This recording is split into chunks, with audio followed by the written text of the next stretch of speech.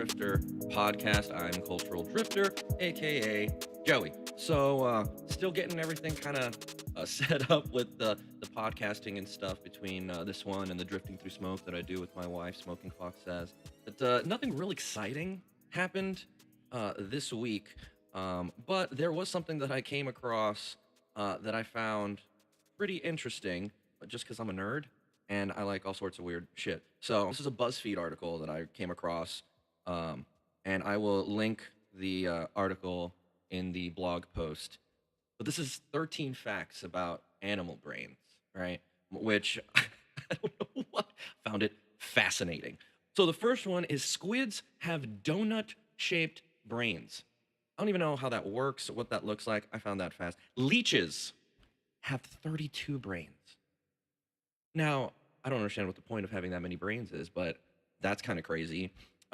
Sea squirts, they eat their own brain. And if you don't know what a sea squirt is, there's pictures of everything in the article. Um, they're gross looking. Ostriches' brains are smaller than its eyeballs. How does that even fucking work?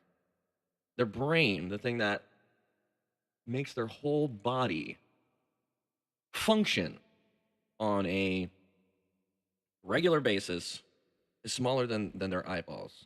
That's crazy to me. Starfish don't have a centralized brain, so that means it's just like scattered throughout itself, right? I don't. Nobody cares about stickleback fish. Never even heard of that. Sperm whales. Interesting thing about them is that while their brain size is actually the largest, when you look at the ratio between its brain and the brain size and the body size, it's actually teeny tiny. So that's kind of crazy. Now, this one kind of creeped me out a little bit, which was that a spider's brain is so big that it spills into its legs. There's a few other ones on here that aren't really worth mentioning, except for that a cockroach can live for weeks. You heard me correctly, weeks. That's plural. Multiple weeks without a head and brain. So that's just fucking crazy. Now, this last one here is that there's a certain type of fungus that can take over an ant's brain and literally turn it into a zombie. A fungus. Fungus. A non-animal can take over a regular animal and control it, which is actually brings me to a movie that I recently watched, okay?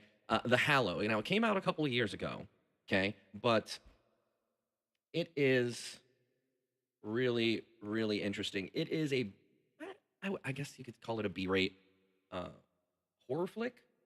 What do they categorize it? Yeah, it's a horror flick.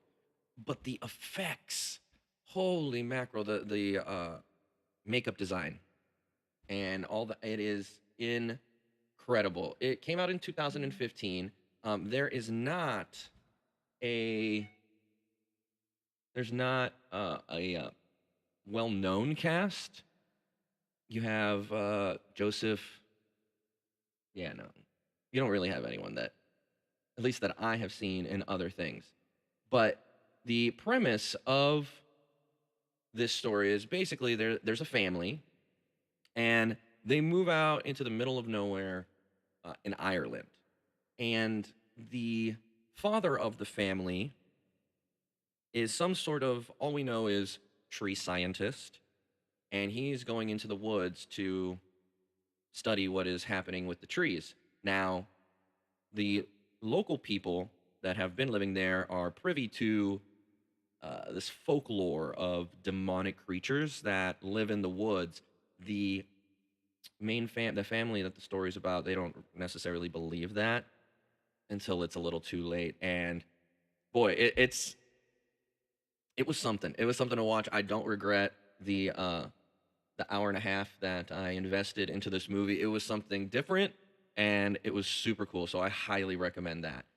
Couple movies that I did watch this week. The Little Hours. Okay, it came out this year. It is with it's got actually a pretty heavy hitting cast. Got Allison Brie, Dave Franco, Kate Micucci, Aubrey Plaza, John C. Riley, Molly Shannon, Fred Armisen, Nick Offerman. I mean, good grief. You got, and the list goes on and on of people that are in this flick, and it's it's different. It's very different. It's set in the Middle Ages, but the language is of present day, which, which leads to some interesting interactions between it all. Dave Franco does such a good job. Essentially, you got Dave Franco, who's a young servant that has to flee from his master, played by Nick Offerman, because he had sex with Nick Offerman's wife, right? So he has to flee, and while he flees, he runs into John C. Riley, who plays the father, who is the like main manager of a covenant that is full of emotionally unstable nuns. Aubrey Plaza and Kate Micucci being one of them, or a couple of, and Allison Brie as well. And boy, I tell you, it is Dave Franco has to play a deaf mute when he goes into the covenant to help, and he has to keep that cover up the whole time, and so they run into shenanigans and buffoonery throughout. But I highly recommend it. It's a really great flick and it's super funny. The other really funny movie that I watched this week was The House with Will Ferrell and Amy Poehler. That I was cracking up the entire time. The brilliant thing about it, this movie, was typically when you see Amy Poehler, she's a little bit more reserved. I would say probably the exception to that would be the Wet Hot American Summer. She's a little bit more in your face throughout that. But you know, Parks and Rec and Leslie, she's sweet, she's nice, and you don't really get to see an edgy, angsty side of her. And because we got so used to Leslie Knope on Parks and Rec, and in the house here, they do a switcheroo because you would expect Will Ferrell to be the one that is doing all the awkward. He's the crazy parent, you know what I mean? And that is not the case with this movie. Will Ferrell, whose nickname in the movie is the Butcher, and the previews tell you why, but he plays it kind of straight, and he is the more responsible, quote unquote, parent. I guess neither of them are very responsible, but he uh, he plays the responsible one, and it's Amy Poehler that's humping a torch, telling people to check their marshmallows. Um, so that I found super hilarious. So I highly recommend The House as well when you're talking about movies to watch. As far as other things that are coming up, the second part of the Drifting Through Smoke podcast is going to be coming out here in on Wednesday, which is the American Horror Story, the first 3 episodes.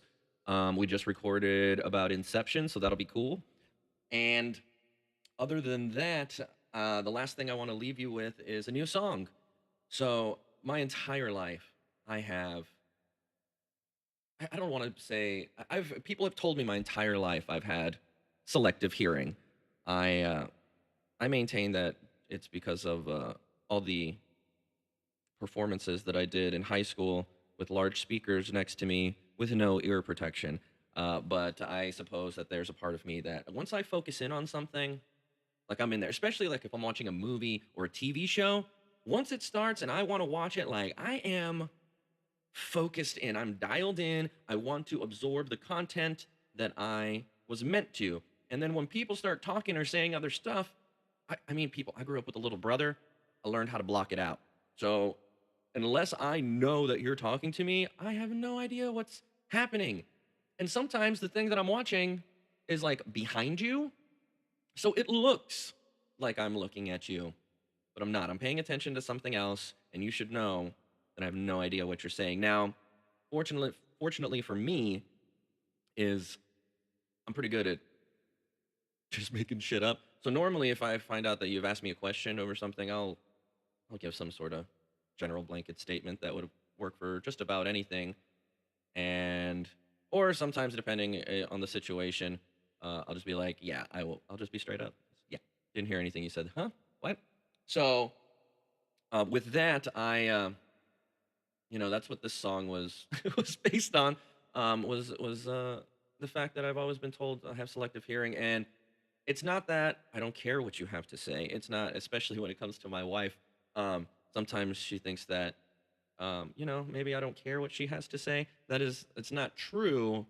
I'm just not focused on what you're saying, and doesn't mean I love you any less. But if the TV's on, especially on a show that you wanted to watch together, and then you start telling me about other stuff, probably not going to hear you. But I still love you. And so that is for Smoking Fox Says. Even though sometimes I don't always uh, hear what you're saying, doesn't mean I don't want you around. And that is what this song is all about, selective hearing. So here we go. The world premiere of.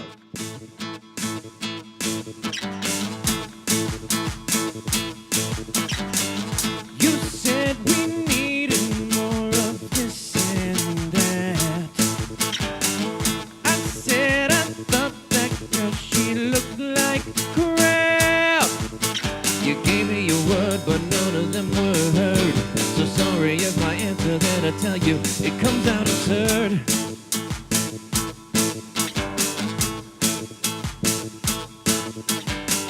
You look me in the face and tell me stuff.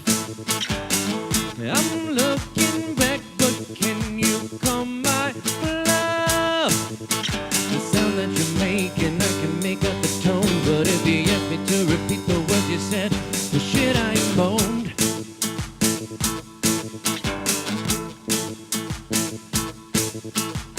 My mother said I have selective hearing. I never hear the doorbell or a knock. Others think I have selective hearing, but I almost always hear the thought when you're not near.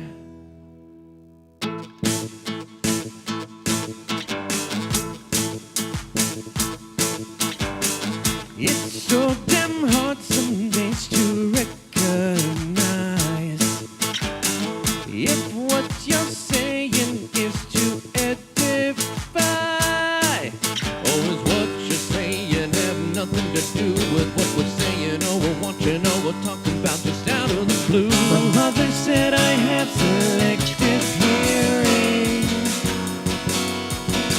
I never hear the doorbell or a knock. Others think I have selective hearing, but I almost always hear the thought when you're not near.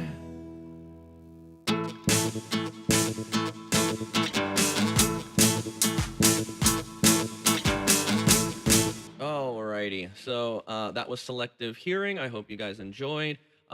Keep checking back on the blog. Keep checking on YouTube. I'll be posting everything on there. That's the best place to go on YouTube. It's Cultural Drifter is the channel name. The blog is culturaldrifter.weebly.com for updated content and videos and music. And I'll be putting up selective hearing next week solo. So if you want to just listen back to that by itself, we'll do that. I already posted Ring Ding-a-Ling from the last episode solo up on the YouTube and on the blog.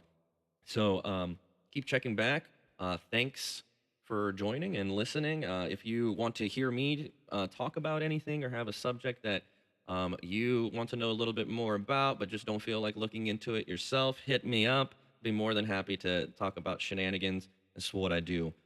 So with that, thanks again and keep on drifting.